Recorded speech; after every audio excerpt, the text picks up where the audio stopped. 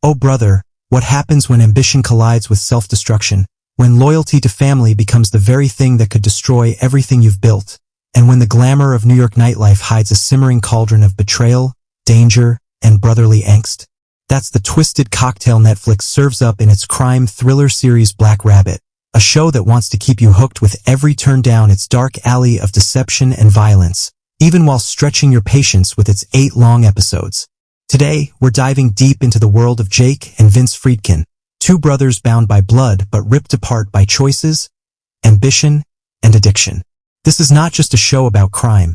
It's about the raw and painful truth of family, loyalty, and how far you'd go to protect your name when your closest kin could be the one tearing it all down. The series opens not with a slow burn but with chaos, pulling you right into the middle of a nightmare.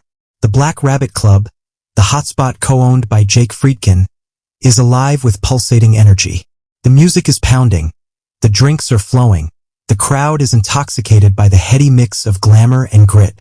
Suddenly, the glittering vibe shatters. Armed men storm in, guns raised, shouts tearing through the heavy bass of the club's speakers. Screams rise as panic spreads. The camera captures Jake's face, his expression a mixture of fear, rage, and helplessness, as he finds himself and his customers trapped in a violent robbery. And just when your pulse starts to climb with the chaos, the screen flashes. 1 month earlier. It's a familiar trope, yes, but it's the entryway into the unraveling of lives. The slow build of tension that will drag everyone involved down the rabbit hole. So who are these brothers pulling us into this mess? Jude Law's Jake Friedkin is sharp, polished, and ambitious. He's not just a restaurateur, he's a hustler with vision. He sees New York as his playground, with endless possibilities to expand his empire, to turn the Black Rabbit into the foundation of something far greater uptown. He has that gleam of ambition in his eyes, the kind that makes you believe he's destined for success, but also the kind that blinds him to how fragile his foundation really is. He prides himself on control, on planning, on building. But there's one thing he didn't budget for, one thing he can't predict, and that's the return of his brother Vince. Enter Jason Bateman as Vince Friedkin, and from the moment he steps into the story, chaos follows. Vince is the polar opposite of Jake. Where Jake is sleek, Vince is shaggy, unkempt, and perpetually disheveled. Where Jake calculates, Vince gambles, literally and disastrously. Vince is drowning in debt, running from dangerous people, a one-man pandemic of bad luck and worse decisions. He's the kind of guy who walks into a room and you can practically feel the storm clouds forming. Bateman doesn't just play Vince. He embodies the exhausting frustration of a sibling who can't get his life together, no matter how many second chances he gets.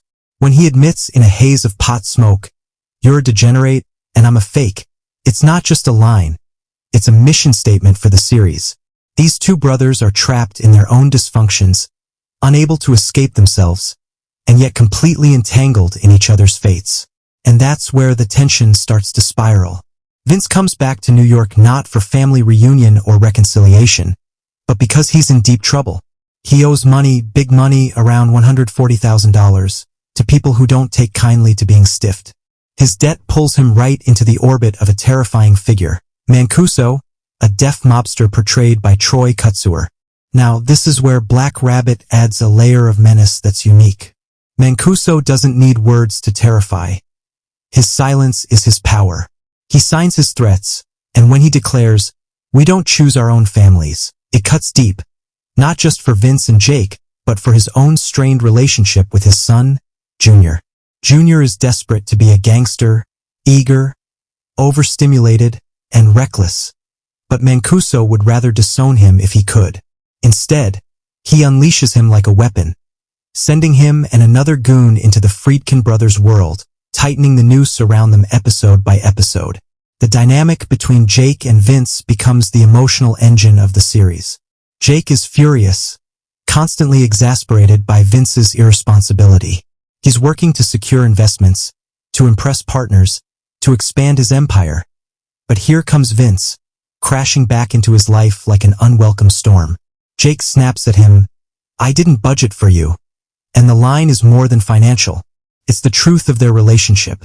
Jake cannot afford the disaster Vince brings, emotionally, professionally, or literally. Yet as much as Jake despises Vince's recklessness, he can't turn away. Blood is thicker than logic, and no matter how many times Vince burns him, there's a bond that keeps pulling him back into the fire. That's what gives the show its relentless tension. You want Jake to push Vince away, to save himself, but you also understand the pull of brotherhood, that complicated mix of resentment and love that refuses to let go. Black Rabbit doesn't just rely on its characters to carry the weight, though. It plays with style, with each episode's opening credits showcasing a series of drawings that foreshadow the twists and turns about to come. It's a stylistic flourish, one that echoes Bateman's Ozark, though whether inviting that comparison was wise is up for debate. Ozark was a tightly wound thriller, lean and purposeful, while Black Rabbit sometimes feels bloated, dragging its drama across 8 episodes when 6 might have made it sharper. Still, those drawings add an eerie, almost storybook quality, reminding you that this is a descent into a dark fable, a modern morality tale dressed in neon and blood. As the episodes progress, the club itself becomes a character. The Black Rabbit is more than just a backdrop. It's the beating heart of the Friedkin brothers' lives. It's where Jake's ambitions live and where Vince's failures keep surfacing. It's where the robbery looms, the inevitable storm we know is coming. Every time you see the club's glimmering lights and hear its thumping bass, you feel the weight of what's ahead. The show stretches that tension, showing us Jake's efforts to balance expansion, investors, and reputation, while Vince keeps pulling the rug out from under him, making deals with the wrong people, dragging him deeper into Mancuso's orbit. The performances drive the story home. Jude Law nails Jake's desperation to stay in control, his polished exterior cracking as the stress mounts. You see the twitch in his eyes, the sharpness in his voice, as he realizes his carefully crafted empire is built on sand. Jason Bateman, directing the first 2 episodes himself, plays Vince with a weary authenticity. He's infuriating, yes, but he's also tragically human, a man who knows he's a screw-up and yet can't stop being one. That moment when he calls himself a one-man pandemic isn't self-pity, it's brutal honesty. And Troy Kotsur as Mancuso is magnetic, his silence commanding more fear than any shouted threat could. His relationship with Junior mirrors Jake and Vince's in a twisted reflection. 2 fathers, 2 sons, 2 families bound by love and poisoned by disappointment. As the episodes inch closer to the robbery, the tension coils tighter. You know where it's heading, but the question is how. How will Vince's debt entangle Jake further? How will Mancuso and Junior's schemes collide with the Friedkins' fragile balance? How far will Jake go to protect his business, his reputation, and ultimately his brother? The violence escalates, the lies compound, and every decision feels like another step down the rabbit hole.